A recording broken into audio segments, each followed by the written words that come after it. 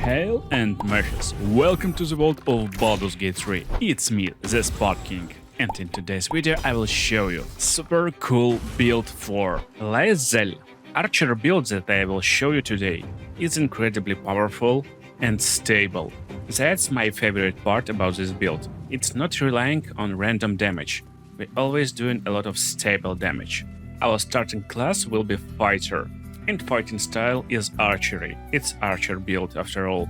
Skill proficiencies should be Acrobatics and Perception. This will make Laezel most useful companion. And ability distribution as followed. We're going to 17 into Strength, 16 into Dexterity, and 15 in Constitution. Second level will go into Fighter and will unlock Action Surge for additional action once per shared rest. On third level you can take your subclass and it will be Battle Master. With Battle Master we'll get different maneuvers that we can increase our attack damage and inflict debuffs to enemies. Coolest part, with this build you don't need a lot of them.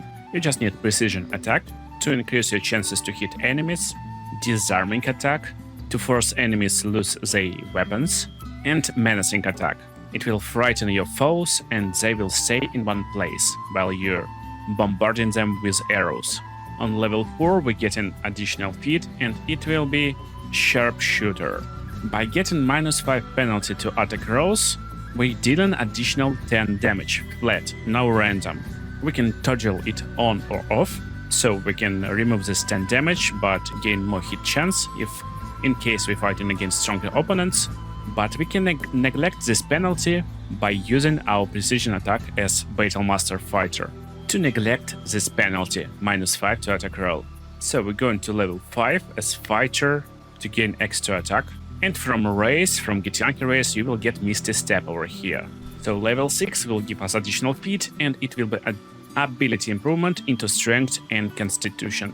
On level 7 you will unlock additional maneuvers and we should take Pushing Attack that will push enemies away from you and Trip Attack that will possibly make them prone.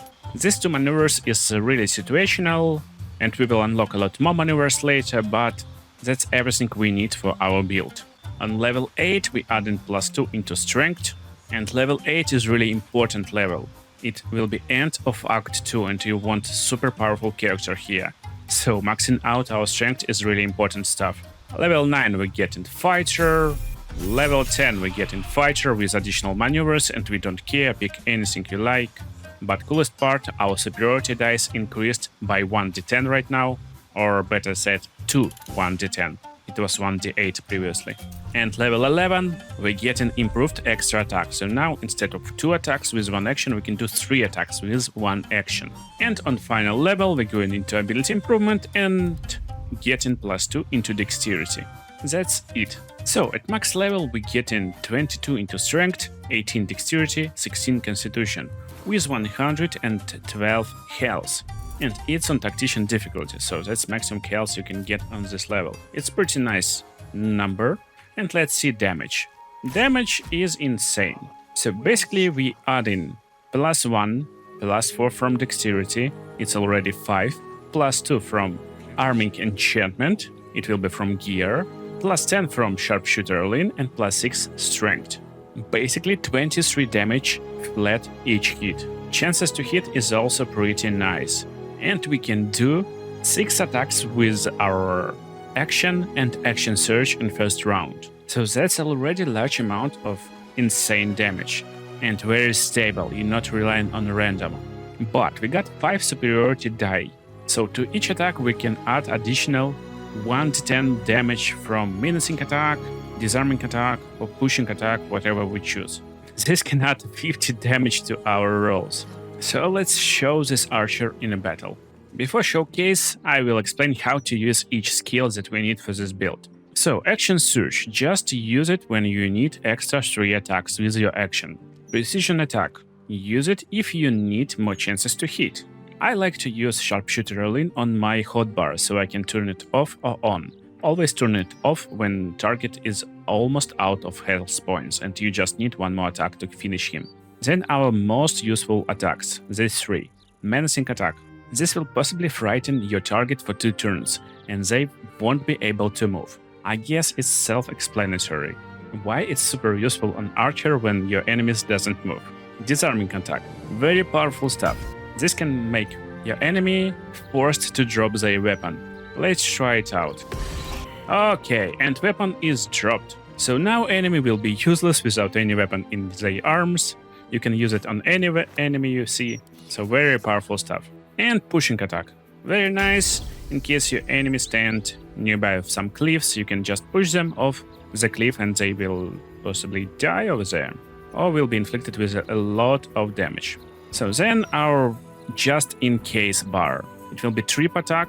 This will make target prone for 1 turn and they will lose a little bit of movement speed. So trip attack is really situational.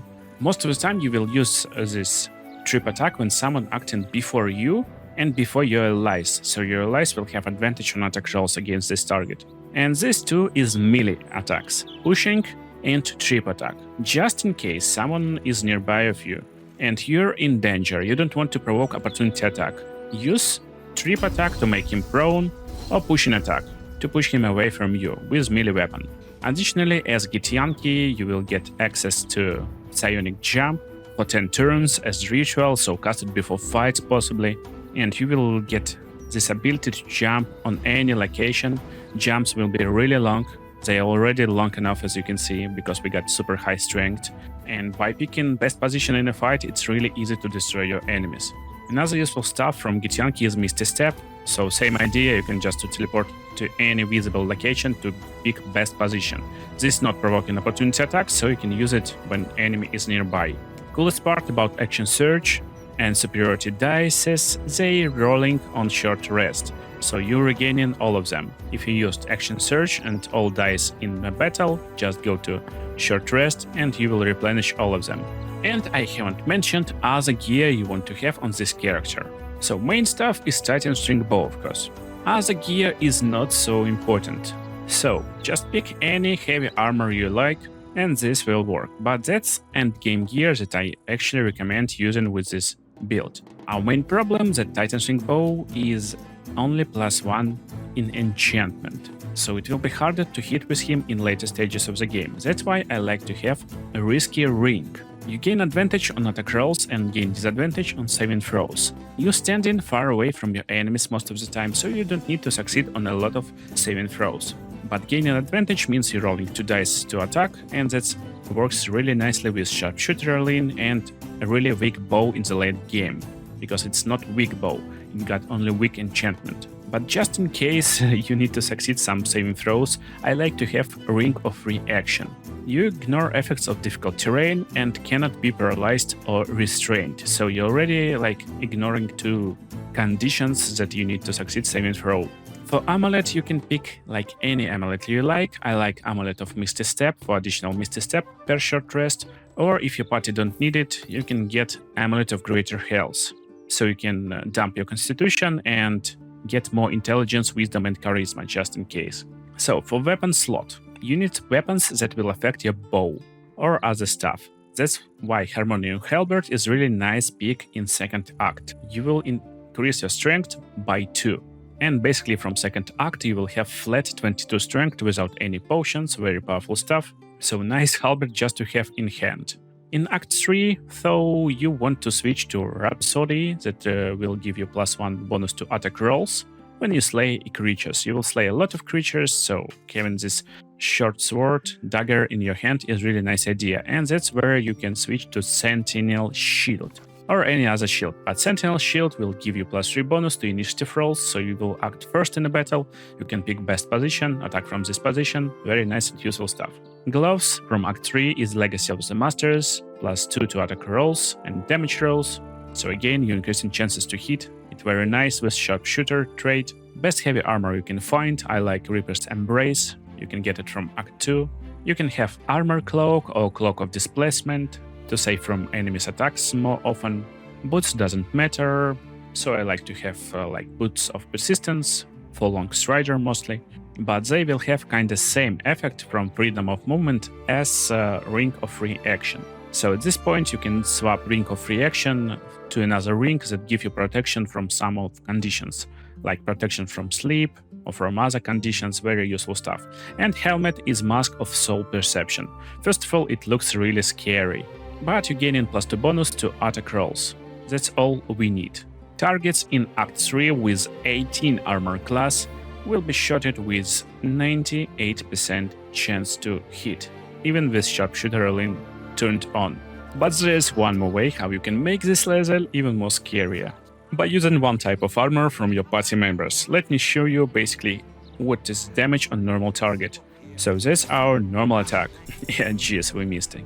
Classic Baldur's Gate. So on this target I wouldn't use precision attack, but just in case, if you wonder how it looks like, you're using precision attack before you strike, and now we got even higher chance to hit, 99%. Depending on what we want from our target, we can make him fear us, so he will stay in one place, or just disarm him from his big weapon. Let's see, and weapon is dropped. 34 damage. Insane. He can't do anything to us, he got no weapon, so one more attack, and one more attack could finish him.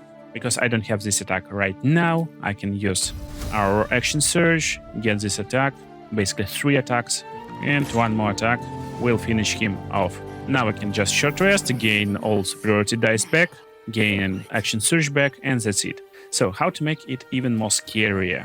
You can get it only if you're playing as the bad guy, as Darkush, or whatever. And just in case you will get ballast armor on your teammate, this will make all enemies nearby of this teammate vulnerable to piercing damage, which is damage from bows. So let me demonstrate you this crazy stuff in action.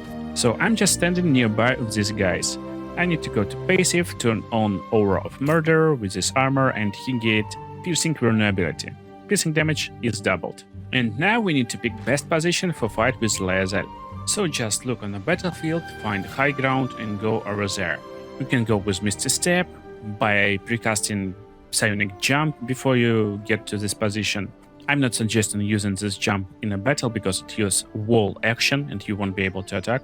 And now we can attack from this hidden position. So now just look at the damage, and with the right arrows you can do even more damage. For example, arrows of humanoid slaying against humanoids. But let's just make a hit. 78 damage. Critical hit. That was only one attack. That's our second attack. 60 damage to this guy. This level 10 target got 64 hit points. Don't forget, tactician difficulty, so basically same as Honor mod. I will just one-shot him. Oh my goodness. And that was 3 attacks only. Now we can use action surge and destroy this mage, so he won't be able to use counter spell or some other wacky stuff. 54. And coolest part with this strategy, even if target got piercing resistance, for example, you can come close and this resistance will just disappear. So now, while he's not vulnerable, we're doing really nice damage. And weapon is dropped. Yeah. Steel Watcher without Greatsword. What a joke. Oh my goodness. And if you got Bloodlust Potion on this lady, you can do 3 more attacks. Or 1 more in Honor mod. So basically whole room cleared with just 1 character. Only Steel Watcher standing, but he's useless without his sword. And I hope you enjoyed this awesome build for Laezel. Watch other cool videos on the screen right now and see you in the next videos.